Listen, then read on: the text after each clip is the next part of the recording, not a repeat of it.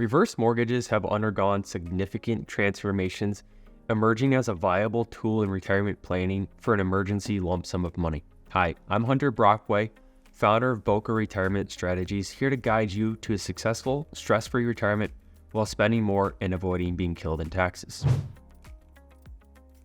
It's not uncommon to need a lump sum of money in retirement for a medical expense or long-term care. If you don't have a long-term care policy, you may be scratching for an additional funding. Some people either wait too long to apply for long-term care policy or are in poor health. One of the planning strategies we look at are the use of reverse mortgages as a quasi long-term care plan.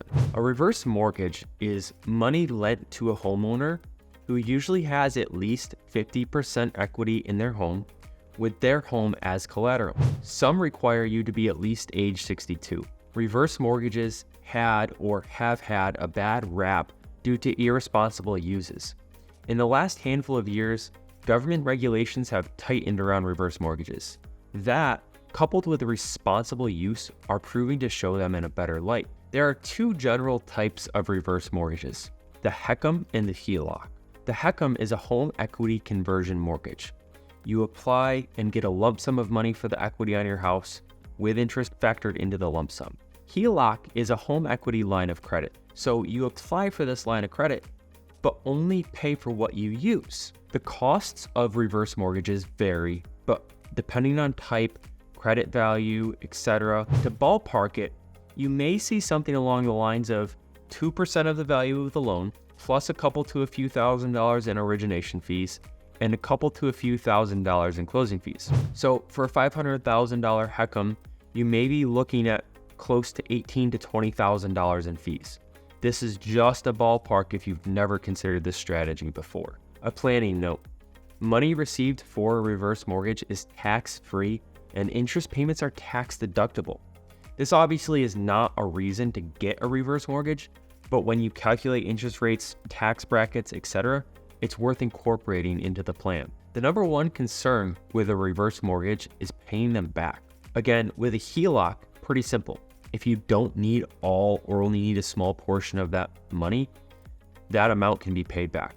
But let's say you use a HECM and have a large loan out against the equity in your home. In some cases, that balance may be deferred to the last borrower or surviving spouse, so long as they meet the terms of the loan and can pay it back outright or by selling the home. If beneficiaries wish to keep the home, they owe the lesser of the loan balance or 95% of the home value. They may also be able to refinance through a traditional mortgage. If the balance of the loan exceeds the value of the home, they can forfeit the home in lieu of selling it and paying back the loan. The title of the home stays with the borrower in this case. Some thoughts on deciding if a reverse mortgage is right for you. What are your needs? Can you source this money from elsewhere via an insurance policy? Or if you implement the guardrails approach to retirement income as we do, someone withdrawing money from their retirement portfolio has a buffer between their current spending and their lower guardrail, or a rule that tells us we need to adjust our income. As an example, if someone has a $1 million portfolio and is willing to invest in quality companies and maintain a proper war chest, they could withdraw about $4,500 monthly from their portfolio. Our lower guardrail establishes if a portfolio drops below $840,000, we will reduce our spending to $4,125. In other words, we have a $160,000 buffer before we consider making an adjustment. Perhaps your lump sum needs total $100,000 and we are willing to take that from the portfolio, understanding we may have to make an adjustment sooner in the future. Of course, hopefully you've been working with a professional and have a pot of tax-free money to pull that from.